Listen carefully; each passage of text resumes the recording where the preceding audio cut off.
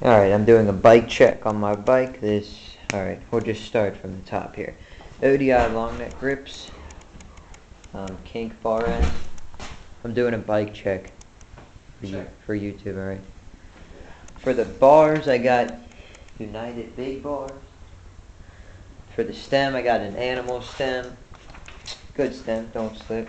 And front rim is, let's just find it on this paper here. I think it's an Odyssey. Yeah, it's an Odyssey Vandero front wheel. It's like a $160 wheel. We got Primo Pegs front and back. The frame is a Hoffman loyalty frame. It's 20.8. Forks, we got Mankind Archangel fork size 3/8.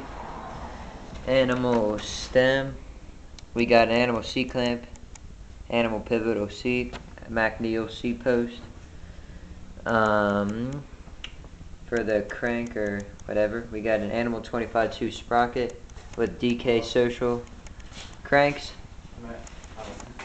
DK social cranks. With titanium spindle, that little nut in there right there, titanium. Primo Pro, what are they called?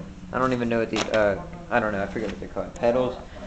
9/2 rear driver, 25:9. That's the best ratio you can get. Primo Hubguard on the other side for that peg, as you can see. Mid BB, we got a KMC chain. We got a insane headset.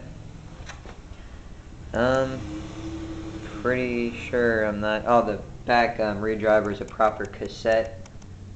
Primo Stricker pedals. It has sealed magnesium. The bearings are I forget what the bearings are, but there's some nice bearings in there sealed, so they can't get water in them.